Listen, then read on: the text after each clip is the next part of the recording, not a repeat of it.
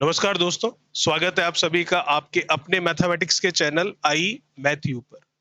जैसा कि आपको पता है, हम टारगेट कर रहे हैं हमारा जो रिट का एग्जाम है 2025 उसको, और उसके अंतर्गत हम बात कर रहे हैं जो रिट एग्जाम में प्रीवियस ईयर क्वेश्चन पेपर थे उन सभी क्वेश्चन पेपर्स के बारे में।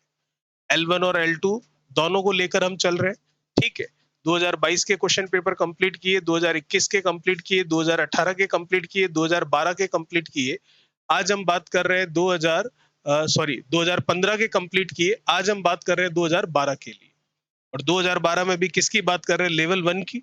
चलिए, पहला क्वेश्चन आपके सामने है। जैसा कि मैंने कहा, रिट 2012 लेवल 1 PYQs कर रहे हैं, मतलब प्रीवियस ईयर क्वेश्चन पेपर था 2012 का लेवल 1 का, उसकी बात कर रहे हैं। केवल और केवल मैथमेटिक्स के क्वेश्चन। देखिएगा, फर्स्ट क्वेश्चन जो कि आपका शिक्षण विधियों से, टीचिंग मेथड से, क्या कह रहा है आपको? गणित सभी विज्ञानों का द्वार एवं कुंजी है, ये शब्द कहे थे। किसने कहे थे भाई? जर बैकन ने कहे थे, हैमिल्टन ने कहे थे, प्लेटो ने कहे थे, या ब्रेंटेड रसेल ने कहे थे? ऑप्शन होगा आपका कौन सा? पहला, जर बैकन। सेकंड क्वेश्चन आपका क्या कह रहा है भाई? ये भी शिक्षण विधियों का है, टीचिंग मेथड का है।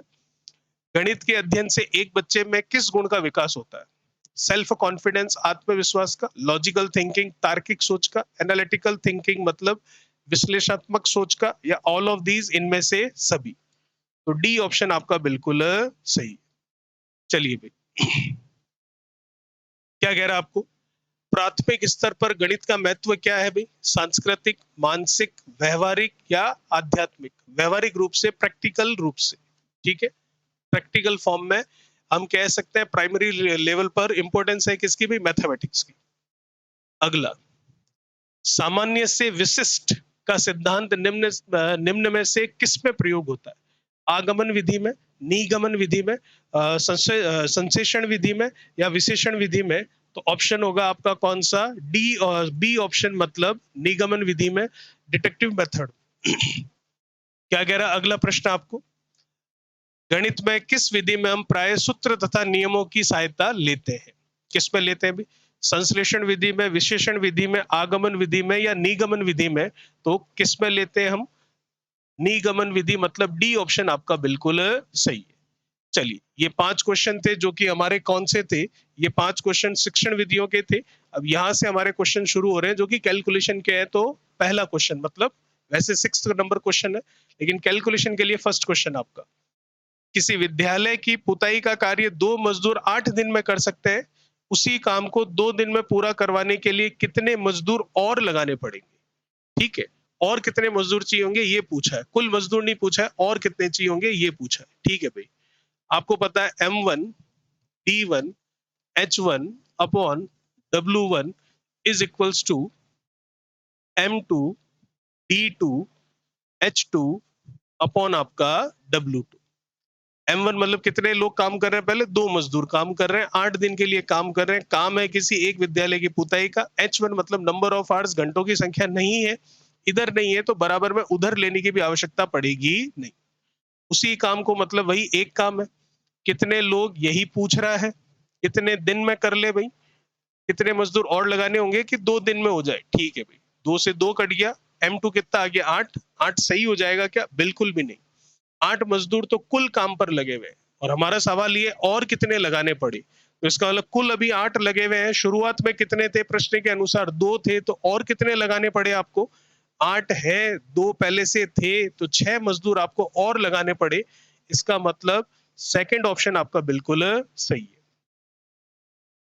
तीसरा प्रश्न क्या कह रहा है भाई? देखिएगा, राम के परिवार में 3 तथा मोहन के परिवार में 5 बच्चे हैं, ठीक है। प्रत्येक मतलब राम और मोहन दोनों, प्रत्येक अपने बच्चों की शिक्षा पर 450 रुपए मासिक खर्च करते हैं। राम भी शिक्षा पर 450 और मोहन भी शिक्षा पर 450 खर्च करता है। किसके परिवार का प्रत्येक बच्चे की शिक्षा पर औसत मासिक खर्च अधिक है, और मासिक खर्च जो है वो है कितना, ये आपको पूछ रहा है। बिल्कुल बता सकते हैं। देखिएगा, एक है राम, एक है आपके मोहन। बिल्कुल ठीक है। राम कितना खर्चा करता है? टोटल 450 रुपए। मोहन भी कितना खर्चा करता है? टोटल 450 रुपए। किन पर? बच्चों की शिक्षा पर। राम कितने बच्चों की शिक्षा पर खर्च करता है? 3 बच्चों की शिक्षा पर। तो प्रत्येक बच्चे की शिक्षा पर राम कितना खर्च कर रहा है? 150 रुपए। मोहन कितना खर्च करता है? मोहन खर्च करता है 450 रुपए, और बच्चे कितने हैं? 5। तो प्रत्येक बच्चे की शिक्षा पर कितना होगा? 5 का भाग दे दूंगा 90 रुपए। तो ये तो पता चल गया कि राम जो है अधिक खर्चा करता है बच्चों की शिक्षा पर, हर एक बच्चे की शिक्षा पर। बिल्कुल सही है। तो आपको यही पूछ रहा है कौन ज्यादा खर्च करता है? ये उत्तर होगा नहीं, दोनों बराबर करते हैं, ये भी होगा नहीं। अब कौन सा होगा? 150 रुपए वाला या 60 रुपए वाला? पूछा क्या है आपको?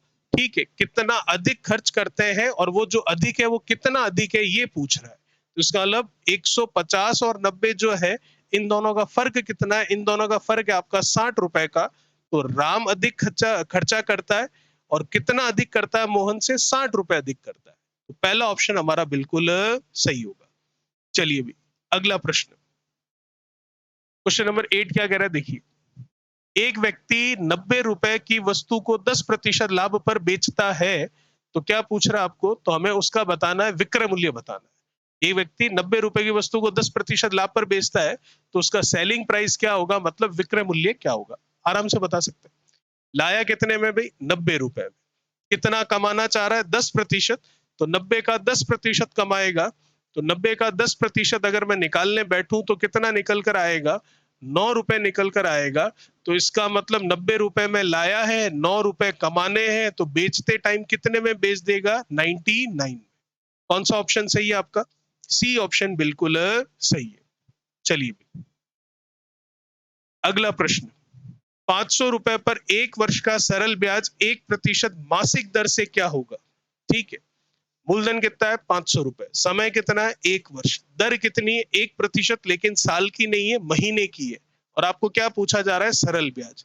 सरल ब्याज मतलब सिंपल इंटरेस्ट का फॉर्मूला आपको पता है क्या होता है भाई? मूलधन जो कि है 500 इंटू समय जो कि 1 वर्ष, और दर है जो कि 1%, और बट्टा में क्या? 100। लेकिन दर 1% क्या है? मासिक। लेकिन हम साल की बात कर रहे हैं, तो साल में दर कितनी होगी? 12 महीने होते हैं, हर एक महीने 1%, तो 12 महीनों में 12%, तो दर हो जाएगी 12%। अब इसको सरल कर लेते हैं। डबल जीरो से डबल जीरो, 12 का 5 से गुणा कितना? 60। तो 60 रुपए हमारा आंसर निकल कर आएगा। कौन सा ऑप्शन सही है आपका? चौथा ऑप्शन बिल्कुल सही। चलिए भाई अगला प्रश्न, एक व्यक्ति किसी वस्तु को 10% नुकसान के साथ 90 रुपए में बेचता है। ठीक है, उसने 90 रुपए में उसे बेचा है, तो उस वस्तु का क्रय मूल्य क्या होगा ये आपको पूछ रहा है। बिल्कुल बता सकते हैं। 10% का नुकसान लिया और 90 रुपए में बेचा, क्रय मूल्य कितना है? पता नहीं। क्रय मूल्य मतलब कॉस्ट प्राइस कितनी है ये नहीं पता, लेकिन इस कॉस्ट प्राइस पर क्रय मूल्य पर 10% का नुकसान उठाया, मतलब इस क्रय मूल्य के कितने प्रतिशत पर बेचा? 90% पर बेचा। 90 का प्रतिशत हटा तो नीचे लगा 100, और ये निकल कर आया विक्रय मूल्य, जो कि विक्रय मूल्य दे रखा है कितना है भैया? 90 रुपए। 90 से तो 90 काट लेता हूं, 100 उधर चला जाएगा, इधर बच गया आपका सीपी, और सीपी मतलब क्या? क्रय मूल्य, और क्रय मूल्य ही पूछा था जो कि कितना आ गया? 100 रुपए। मतलब सेकंड ऑप्शन आपका बिल्कुल सही। चलिए क्वेश्चन नंबर 11 क्या कह रहा है देखिएगा। संख्याओं में 5 का स्थानीय मान क्या होगा? निम्नलिखित जो 4 संख्याएं हैं, इनमें 5 का स्थानीय मान कौन से स्थान पर? इकाई, दहाई, सैकड़ा, हजार, 10,000, 1 लाख, 10 लाख, इस तरीके से। ठीक है भाई, पहले वाले में 5 का अगर मैं स्थानीय मान देखूं तो कितना होगा? 5,000। मतलब ये रहा 5,000, पहले ऑप्शन में दिख रहा है। दूसरे वाले में देखूं तो क्या होगा भाई? 500, पहले ऑप्शन में ही 500 दिख रहा है। तीसरे वाले में देखूं तो इकाई, दहाई, दहाई पर है तो 50 होगा, पहले वाले ऑप्शन में ही 50 दिख रहा है। चौथे वाली संख्या में देखूं तो इकाई के स्थान पर है तो केवल 5 होगा, तो 5, तो पहला ऑप्शन ही मैच खा गया, आगे जाने की आपको आवश्यकता नहीं है। 5 हो गया, 3 जीरो हुए तो 5,000 हो गया, बिल्कुल सही है। 5 है और 2 अंक है तो 2 जीरो हुए तो 500 हो गया, बिल्कुल सही है।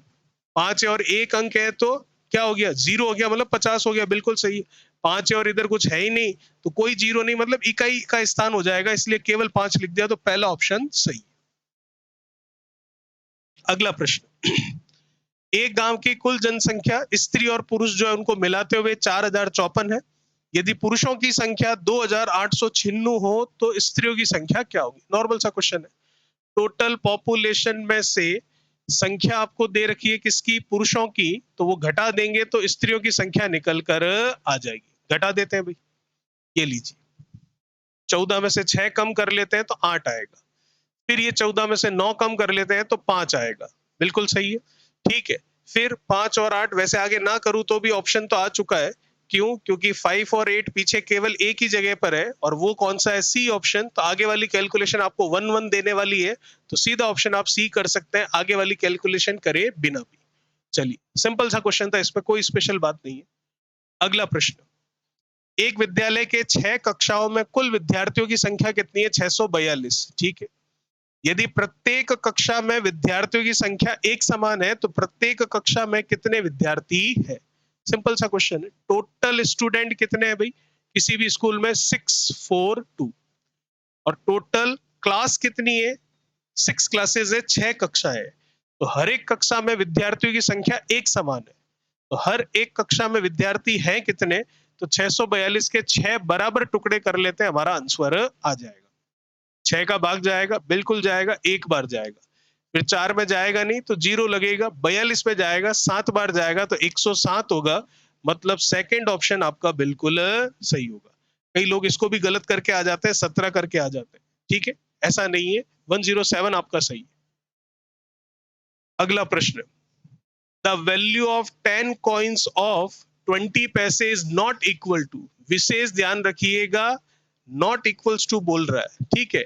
25 पैसे के 10 सिक्कों का मूल्य निम्न में से किसके बराबर नहीं है, ये कह रहा है, ठीक है। चलिए देखते हैं। 2 coins of 1 rupees and 1 coin of 50 पैसे। देखो भाई, 25 पैसे के 10 सिक्के मतलब 25 इंटू 10 मतलब 250 पैसे हो गए, और अगर इनको रुपए में देखना चाहूं तो 100 का भाग दे दूंगा तो कितने, 2.5 रुपए मेरे सामने ये हो जाएंगे। पहला ऑप्शन बराबर नहीं है ये पूछ रहा है, विशेष ध्यान रखना। पहला ऑप्शन देखो भाई, 2 कॉइन है 1 रुपए के तो 2 रुपया हो गया, एक कॉइन है 50 पैसे का तो आधा रुपया हो गया, तो 2 और आधा 2.5 रुपए हो गए, तो पहला वाला तो है, तो ये तो मेरा उत्तर नहीं होगा क्योंकि नहीं की बात कर रहा है। दूसरा वाला ऑप्शन, 1 रुपए का एक सिक्का और 3 सिक्के किसके, 50 पैसे के, तो 50 पैसे के 3 सिक्के होंगे, मतलब कितना होगा, 1.5 रुपया हो जाएगा, और 1 रुपया ये, एक कॉइन 1 रुपए वाला, तो ये भी 2.5 रुपए हो रहा है, तो ये भी मेरा उत्तर नहीं होगा। तीसरा ऑप्शन, 2 कॉइन है 1 रुपए के, ठीक है, और 2 ही कॉइन है 25 पैसे के, तो 2 कॉइन है 1 रुपए के तो 2 रुपए हो गए, और 25 पैसे के 2 कॉइन है तो 50 पैसे हो गए, तो ये भी 2.5 रुपए दे रहा है, ये भी काम खत्म।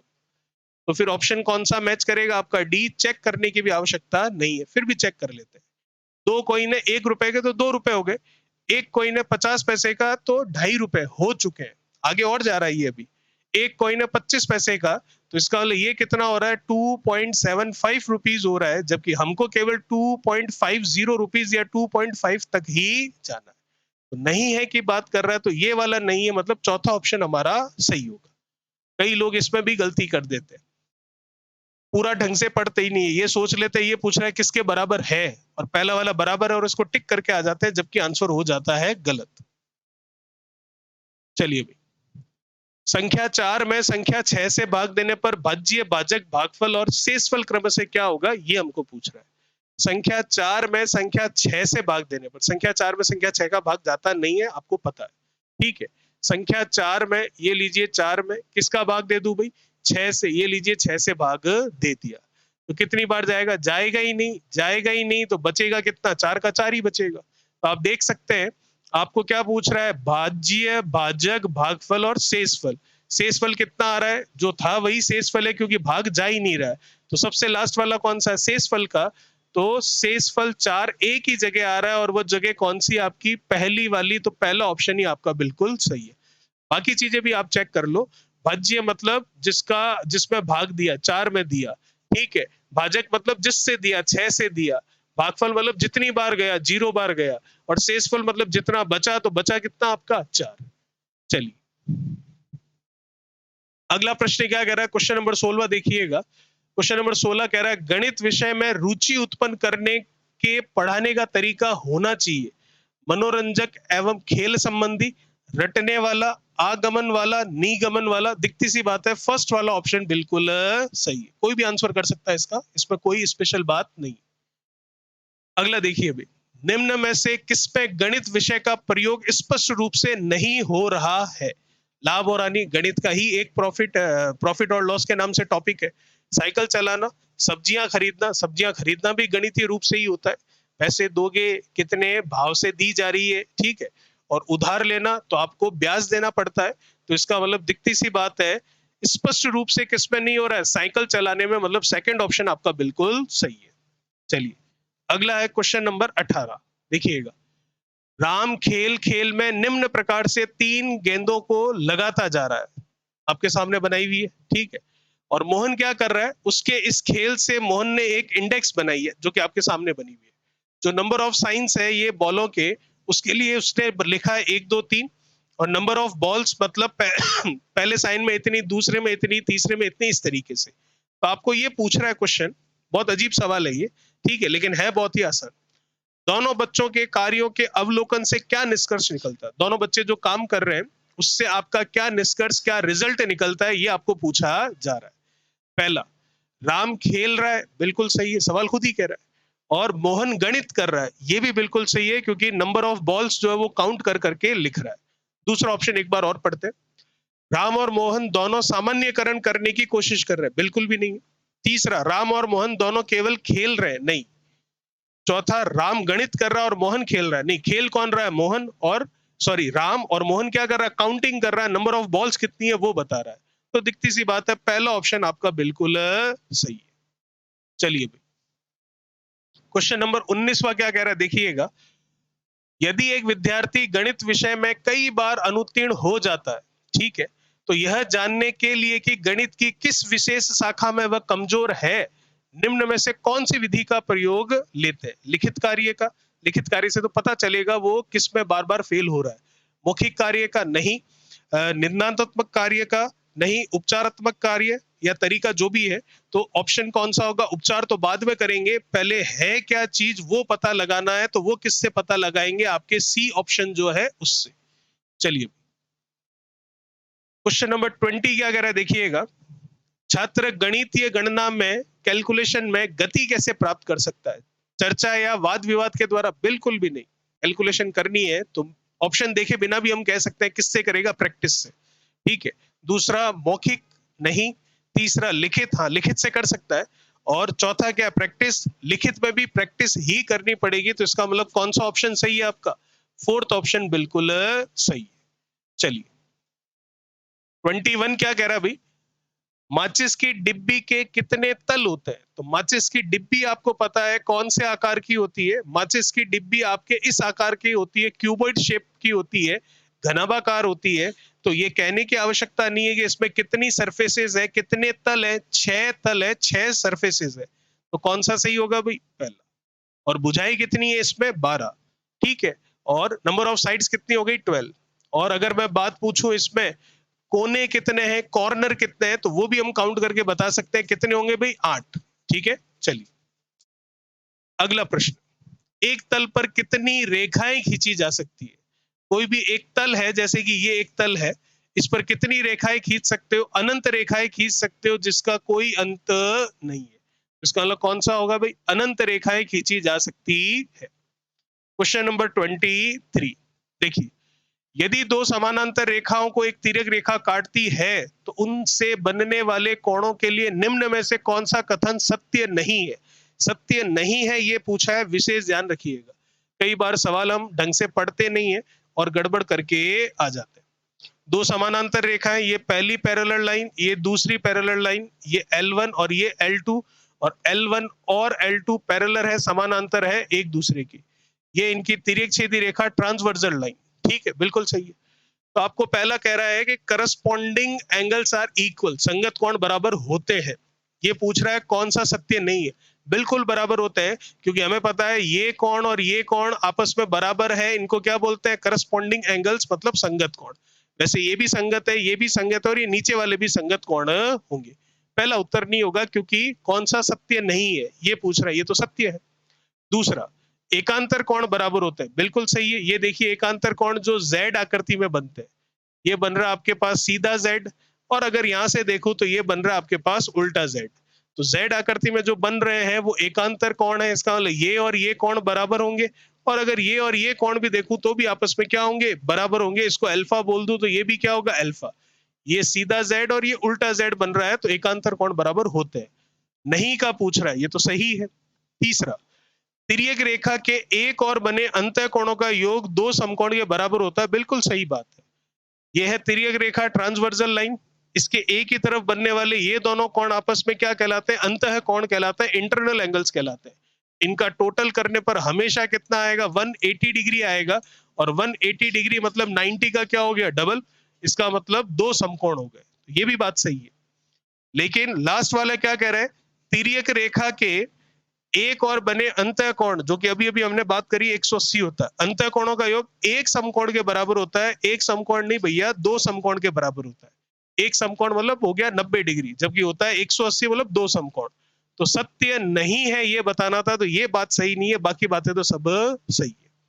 चलिए भाई, क्वेश्चन नंबर 24, सिंपल सा सवाल है, बहुत ही आसान सा। 1 लीटर शुद्ध घी का वजन 910 ग्राम है, तो बताइए 700 मिलीलीटर का वजन कितना ग्राम होगा। 1 लीटर का मतलब मिलीलीटर में हो गया कितना, 1000। वो किसके बराबर है भाई, 910 ग्राम के। बिल्कुल ठीक है, ये हो गया आपके 910 ग्राम के। तो 100 मिलीलीटर 910 ग्राम के, तो 1 मिलीलीटर किसके बराबर, 910 बट सॉरी 1000 मिलीलीटर 910 के, तो एक किसके बराबर, 910 बटा 1000। बात 1 मिलीलीटर नहीं 700 मिलीलीटर की हो रही है, तो 700 किसके बराबर, तो 700 से गुणा कर लेते हैं।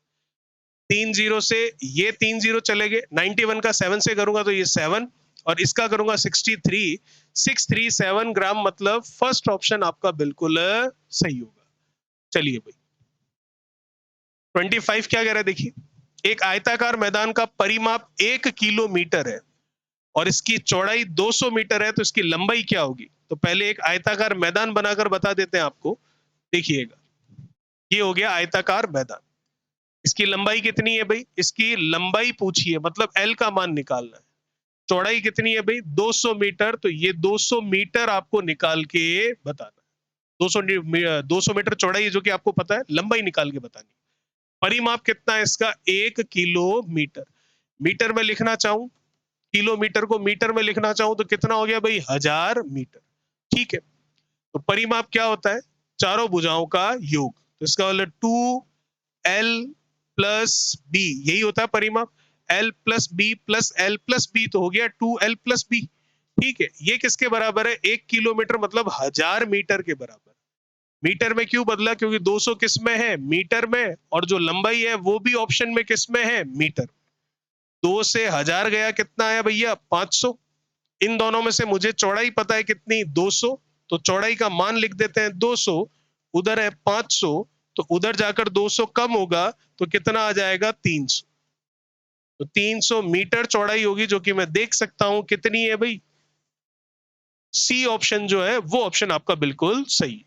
चलिए, वरना ऐसे भी कर सकते थे सूत्र लगाकर कि 200 है, एक एक ऑप्शन उठाते और फिर जोड़कर देखते कहां 1000 आ रहा है, लेकिन वो थोड़ा लंबा प्रोसेस हो जाता है, ये आसानी से हो गया। अगला देखिए भी,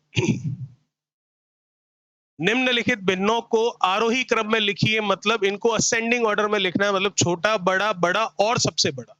ठीक है भाई, तो कई लोग इसको ऐसे भी करते हैं, हर एक भिन्न की वैल्यू निकाल लेंगे पॉइंटों में और फिर चेक करेंगे कौन सा ऑप्शन सही है। पर आप क्रॉस मल्टीप्लीकेशन वाला मेथड लगा लीजिए, वो ज्यादा आसान रहेगा। पहला ऑप्शन है आपके पास 1/3 और 3/4, और है 2/5, और है 6/7। 4 का 1 से मल्टीप्लीकेशन 4, 3 का 3 से मल्टीप्लीकेशन 9। अभी तो असेंडिंग ऑर्डर चल रहा है, आरोही क्रम चल रहा है। 5 का 3 से कितना, 15। 4 का 2 से कितना, 8। अब ये गलत हो गया, क्योंकि बढ़ना चाहिए था, लेकिन ये घट चुका है, तो पहला ऑप्शन तो नहीं होगा। दूसरा वाला ऑप्शन देखें, तो 6/7 और कितना, 2/5। 6 का 5 से कितना, 30। 7 का 2 से कितना, 14। यहीं पर गलत हो गया, क्योंकि क्रम बढ़ना चाहिए था, लेकिन क्रम पहले ही कम हो चुका है। तीसरा ऑप्शन देखते हैं, 1/3, 2/5। हर बार ऑप्शन लिखना नहीं है, ये तो मैं अलग से लिख रहा हूं, बाकी आप सीधी कैलकुलेशन कर सकते हो ऑप्शन में ही गुणा करके।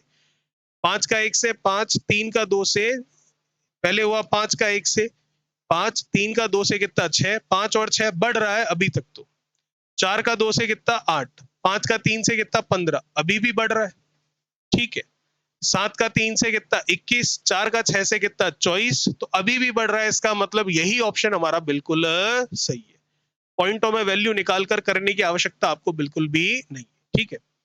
इधर करूंगा, वैसे आंसर आ चुका है। 4 का 6 से कितना 24, 7 का 3 से कितना 21, तो 24 से 21 मतलब कम हो रहा है, तो ये यहीं पर खत्म हो गया, आगे चेक करने की भी आपको आवश्यकता नहीं है। तो ऑप्शन हो गया 26 का कौन सा, सी ऑप्शन बिल्कुल सही है। अगला प्रश्न, संख्या 35.507 का विस्तारित रूप क्या होगा?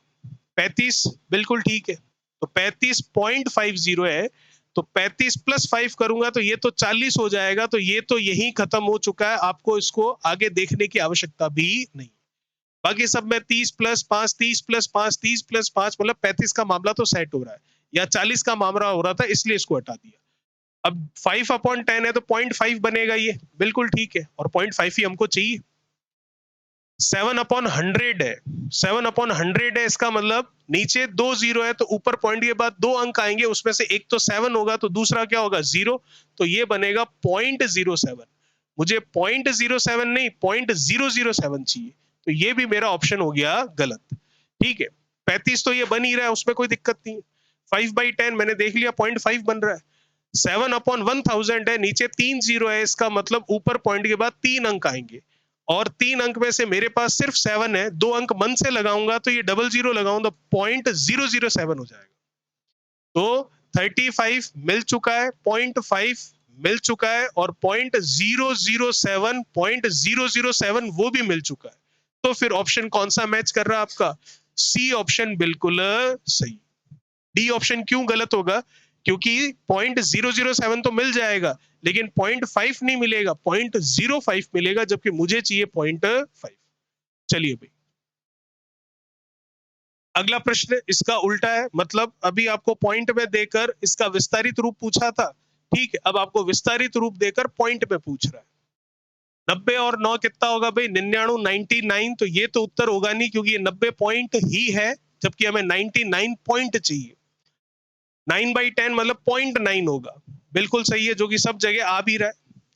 फिर 9 अपॉन कितना 1000, नीचे 3 जीरो है, तो ऊपर पॉइंट के बाद 3 अंक होंगे, 9 तो अकेला ही है, 2 अंक मन से लगाऊंगा, तो इसका मतलब क्या होंगे, 2 जीरो लगेंगे, तो ये लीजिए 0 0 और ये 9, और पॉइंट के नीचे क्या लगेगा पॉइंट। नीचे कितने जीरो है? 1 2 3 4 5, नीचे 5 जीरो है, तो ऊपर पॉइंट के बाद 5 अंक होंगे, लेकिन अंक तो 9 अकेला ही है, तो बाकी के 4 अंक कौन से होंगे? जीरो लगाऊंगा, तो इसका मतलब कितना हो जाएगा? 1 2 3 4 और ये 9, और आगे वाला ये क्या है? 90 प्लस 9 मतलब 99। इसको ले लेते हैं 9, इसको ले लेते हैं 0, इसको ले लेते हैं 9, इसको ले लेते हैं 0, इसको ले लेते हैं 9, ये पॉइंट, और ये आ जाएगा 99। तो 99.90909, तो 90909 ऑप्शन कौन सा मैच करेगा आपका? फोर्थ ऑप्शन बिल्कुल सही है। चलिए, prime factors of the number 840 are, संख्या 840 के अभाज्य गुणनखंड क्या होंगे, ये आपको पूछ रहा है। आप चाहे तो ऐसे भी कर सकते हैं, जैसे हम बचपन में छोटी क्लासों में किया करते थे वैसे भी, और नहीं तो अगर थोड़ी बहुत आपको टेबल या थोड़े बहुत वर्ग घनमूल ऐसे कुछ याद हो, तो बिना इसके भी कर सकते हैं। 840 के मैं टुकड़े कर लेता हूं, 840 के टुकड़े कर सकते हैं हम कितना? 84 इंटू कितना 10, और भी कुछ कर सकते हैं, मुझे ये याद आ रहा है तो मैं ये कर लेता हूँ। 10 के मैं कर सकता हूँ 5 इंटू कितना 2, 5 और 2 के अब प्राइम फैक्टर्स होंगे नहीं, ठीक है, बिल्कुल सही है। फिर 84 का मैं कर सकता हूँ, 84 का कितना कर लूंगा भाई? 42, या फिर 7 से कर लेते हैं, 7 से कर लेता हूँ कितना 1, और फिर कितना आ जाएगा ये 12। फिर 7 का अब कुछ नहीं होगा, 12 का मैं कर सकता हूँ कितना 4 इंटू 3, 4 का क्या होगा 2, 2 और ये कितना 3। अब आपके सामने ये जितने भी नंबर हैं, ये सारे के सारे नंबर जो है वो सारे के सारे नंबर कौन से हैं? प्राइम नंबर्स है। तो क्या क्या है वो देख लो भाई। 7 है, 5 है, और 2 3 टाइम्स है, और 3 1 टाइम है। 7 है, 5 है, और 2 कितने टाइम्स है हमारे पास? देखिए, 2 है 3 टाइम्स, इस 4 को अगर मैं ब्रेक करूं तो 2 इंटू 2 मैं कर सकता हूं, लेकिन ब्रेक हमें करना नहीं है, जो लिखा हुआ है उसी को प्राइम फैक्टर मानना है, तो ये 4 तो प्राइम नंबर होता नहीं है, तो इसलिए पहला ऑप्शन तो होगा नहीं। ठीक है, क्या सेकंड ऑप्शन होगा 7 5, 7 5 है, 2 3 टाइम्स, 2 3 टाइम्स है और 3 1 टाइम, तो एक ही ऑप्शन बन रहा है, कौन सा? सेकंड ऑप्शन बिल्कुल सही है। अब कोई कहेगा कि ऊपर वाले को 4 वाले को मैं क्या लिख सकता हूं? 2 इंटू 2 लिख सकता हूं, बिल्कुल लिख सकते हैं, लेकिन ये कह रहा है प्राइम फैक्टर है कौन से, अभाज्य कौन से, तो 4 अभाज्य नहीं भाज्य होता है। ये और ये क्यों नहीं है? 3 2 बार आ गया, जबकि 3 कितनी बार आना चाहिए? 1 बार। ये क्यों नहीं है? क्योंकि 2 3 बार आना चाहिए, जबकि इसमें 2 सिर्फ कितनी बार है? 2 बार। ठीक है भाई, चलिए लास्ट क्वेश्चन है हमारा, जो कि क्या कह रहा है देखिएगा, बहुत ही आसान है, एलसीएम एचसीएफ का प्रश्न है ये। आपको कह रहा है the least common multiple LCM and the highest common factor HCF of two consecutive natural numbers are respectively, मतलब दो लगातार प्राकृत संख्याओं का लघुत्तम समापवर्तक तथा महत्तम समापवर्तक क्रमशः क्या होता है? लगातार संख्या मतलब कोई सी भी, जैसे कि 3,4, जैसे कि 15,16, कोई भी ले सकते हो, जैसे कि 20,21। तो आपको पता है जब दो लगातार संख्याएं आती है तो उनका जो मसप होता है, एचसीएफ जो होता है, हाईएस्ट कॉमन फैक्टर जो होता है, वो हमेशा कितना होता है? 1 होता है, क्योंकि उन दोनों में कुछ भी कॉमन आता नहीं है। और बात करूं उनके एलसीएम की, लसअप की, तो अगर इनका लसअप निकालना है तो इनका गुणा ही करना पड़ेगा, इनका भी गुणा करने पर इनका एलसीएम आएगा और इनका भी गुणा करने पर इनका एलसीएम आएगा। ठीक है, तो इसका मतलब कौन सा ऑप्शन सही होगा? उनका गुणनफल, एलसीएम बिल्कुल सही है, और उनका अनुपात, अनुपात नहीं 1 होगा।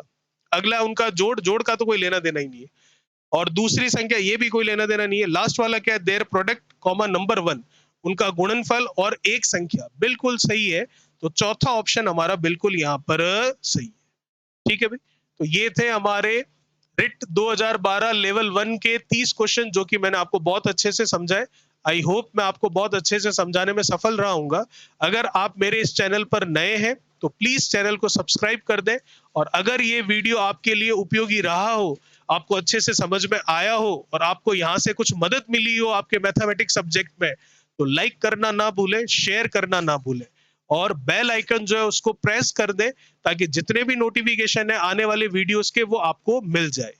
और 23 फरवरी सुबह 7:30 बजे रिट लेवल 1 के लिए मैं महा मैराथन क्लास लेकर आ रहा हूं, जिसमें हम रिट लेवल 1 के जितने भी टॉपिक्स हैं उन सारे टॉपिक्स से क्वेश्चन करेंगे। तो जरूर उस लाइव क्लास पर आइएगा, 23 फरवरी रविवार सुबह 7:30 बजे। ठीक है, तब तक के लिए धन्यवाद, थैंक यू सो मच। नए हैं सब्सक्राइब कीजिए, अच्छा लगा हो वीडियो लाइक कीजिए और शेयर कीजिए, और अगर और भी वीडियोस ऐसे देखना चाहते हैं तो बेल आइकन को प्रेस कीजिए। Thank you so much.